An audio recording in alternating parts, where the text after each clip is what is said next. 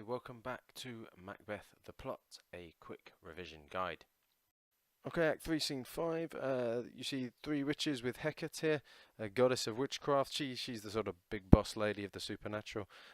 She tells them, hey, what are you doing? I wanted to get involved. I wanted to corrupt him. That was my plan, and you lot have done it without, inviting me or without letting me have a turn. And so it kind of establishes Macbeth very much as, a vehicle for the forces of evil to do their witchiness and their evil. Minor scene. Okay, Act 3, Scene 6. Lennox and another lord have a conversation. Shows they see through Macbeth's lies. They're not buying it. Know he's responsible for the murder of Banquo, and they want and Duncan, and they want Macduff to do well. And he's gone to England, and he's trying to get some help to free Scotland. And so there's a sense of hope with Macduff. At 4, Scene 1, okay, it's a big scene. The three witches are stirring the cauldron. Macbeth arrives and he goes to them in his hour of need when he wants information and guidance and all the rest of it. And they give him, they call up some apparitions which give Macbeth warnings and promises and prophecies. They tell him to beware Macduff, beware the Thane of Fife, dismiss me enough. But then they say, fear none of woman born, and so Macbeth thinks, okay, I'm sweet, I'm untouchable. And then they say, you don't worry about anything until Burnham Wood come to High Dunsinane. And so Macbeth thinks, okay, that's great, the wood can't move, that's impossible. And then they also say Banquo's descendants will be kings. Off they go, the witches disappear. And Macbeth calls in Lennox. Lennox tells him Macduff's gone to England, and so Macbeth says, I'm going to give to the edge of the sword his wife, his babes, and all unfortunate souls that trace him in his line. Lovely, fairly nasty. And that's what he does. There's a discussion of Act 4, Scene 2. Lady Macduff's there with her little boy, son of Macduff.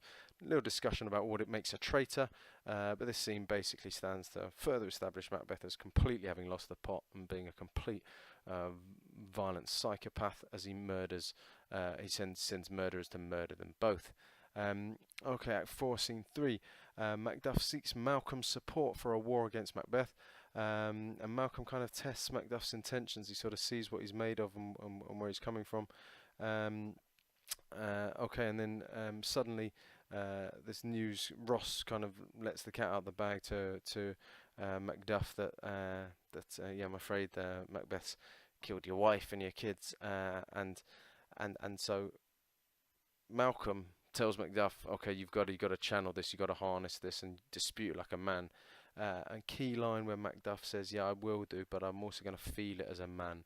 And there's this sense of Macbeth thinks that being a man or being a king is about violence, and so does Lady Macbeth. They equate masculinity with violence, but for Macduff, he kind of sees you've got to have as much of the heart as you do the sort of strength of the arm. But basically, they're all determined now to take down Macbeth. Okay, and we head towards the sort of the final conclusion. Act 5 now, and a series of chopping and changing between Scotland and England as Macduff and Malcolm lead the forces towards Macbeth. Act 5, Scene 1, very famous scene, of course, because you see Lady Macbeth sleepwalking. Itself a sign of suspicion in those times. Like, why would you be out of your bed in your nightie, walking around blabbering?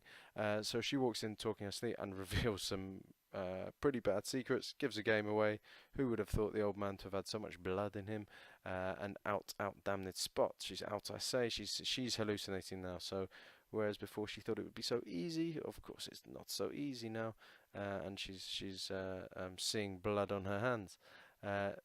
Again, very symbolic. Okay, Act 5, Scene 2 then.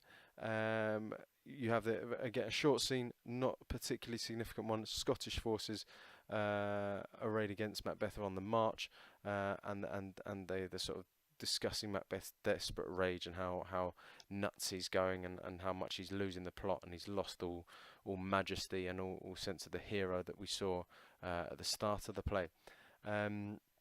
Okay, in Act 5, Scene 3, we flash back to Macbeth at his castle. He hears that all the thanes are abandoning him, so that his lords and all his henchmen are off. The English army's approaching. His wife is completely losing the plot, but he tries to tell himself he's got nothing to fear. You know, I don't care about anything. I'm not going to be scared until these prophecies don't come true. And so he prepares to fight, and going to fight till his from my bones, my flesh be hacked. Okay. Back we flick to the English, okay, and they start marching up. These soldiers have been marching all the way from England. Malcolm has this plan that they're going to chop down a bit of Burnham wood, and they're all going to have a bit of camouflage, hide themselves behind some branches. Very clever, very Machiavellian, but also keeping the prophecy true. And the wood does start to move up the hill in that sense. Okay, Act 5, Scene 5. Getting close to the end now. Macbeth expressing his defiance of the forces marching against him. Then hears the cry of women and receives the news of his wife's death. We later at the end find out it was suicide. And he's sort of very philosophical, very morose, very depressed about this, and reflecting on what's the whole point of life. Very famous little monologue there on the right. You could do a whole nother video on analysing just that monologue. But he's an increasingly desperate man now, almost resigned to his fate, but still in a sense of a bit of denial. But then he sees the Burnham Woods are coming to Dunsinane, and he gets that news from a messenger. Oh dear, out he goes. Okay, very short scene. Act 5, Scene 6. Flick back to Malcolm, and you know, they're going to charge up the hill. They're going to begin their attack upon Dunsinane. Back we go to Macbeth, and he fights young Seward, kills him very quickly, and he says, "Oh, turns out you were born of a woman," straight after killing him. And then Macduff's on the lookout for Macbeth. Where is he? I want this man, otherwise I can't take the revenge I desperately need to, and my honour tells me I must do. Act 5, Scene 7 then. Scene 8 is the denouement, the final battle between Macduff and Macbeth. They go head to head, and Macbeth says a little dig at him, you know, get thee back, my soul is too much charged with blood of thine already. Like, I killed your wife, killed your kids, mate. And Macduff says, ha, your the prophecy, the prediction you've been putting so much faith in has deceived you, because I was a C-section. I was from my mother's womb, untimely ripped. And Macbeth presumably goes, oh dear, and realizes what is in store for him. Macduff kills him, and then you have the final end to the scene. Some versions it's Act 5, Scene 9. In others it's just the end of Act 5, Scene 8, where Malcolm sort of sums the whole play up and doesn't waste too much time on the dead Macbeth. He's going to have his head stuck on the battlements, and sort of offers a little verdict on Macbeth that describes him as this dead butcher and his fiend-like queen.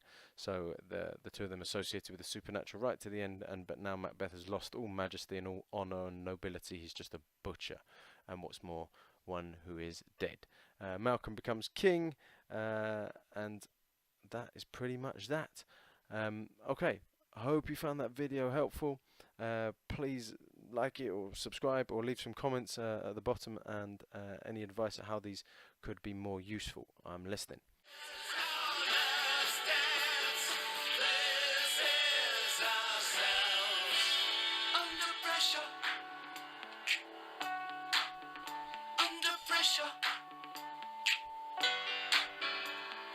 Pressure.